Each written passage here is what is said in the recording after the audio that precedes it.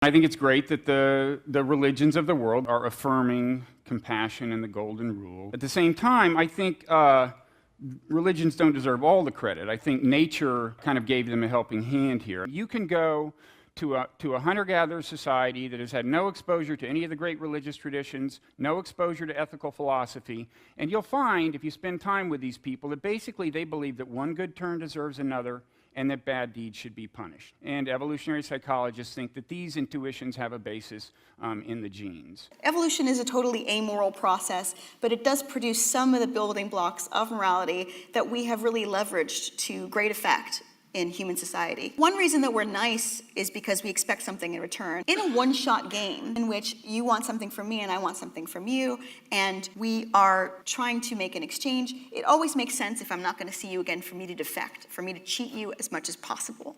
But because we evolved in these societies in which we did have iterated and repeated interactions, it was important not to cheat and not to defect if you were going to get any kind of good moral reputation that was going to increase your status and thereby increase your reproductive success. The golden rule, virtually universal in every culture, what game theorists have formalized in ways of how do you maximize play to maximize cooperation. The most efficient strategies often are built around golden rule type interactions, tit for tat. You can show mathematically in terms of these games like the prisoner's dilemma. What you have most efficaciously is you begin by cooperating. If the other individual cooperates, you continue to cooperate. If they cheat against you, the next time you cheat in return. If they've gone back to cooperating, you do as well. We're not the only species that does tit for tat. Vampire bats aren't actually drinking the blood, they're storing it in a throat sac. They fly back to their nest, disgorge the blood to feed their babies. Vampire bats have communal nests. A whole bunch of different females have their infants in there, and the females come back and disgorge the blood and feed everybody's kids. Everybody is feeding everybody else's kids. It's a system of stable reciprocity. Now make the bats think that one of them is cheating on them.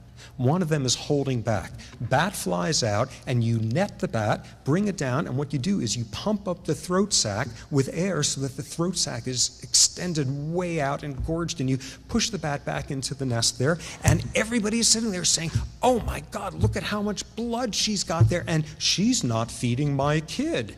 And the next time around, nobody feeds her child. They do a tit-for-tat strategy. Our preferences are not all compatible. Sometimes what I want conflicts with what you want, and vice versa. Morality, by providing a set of principles in terms of how we ought to behave, provides the best way for each of us to satisfy our preferences to the greatest extent possible, given the constraints placed by other people.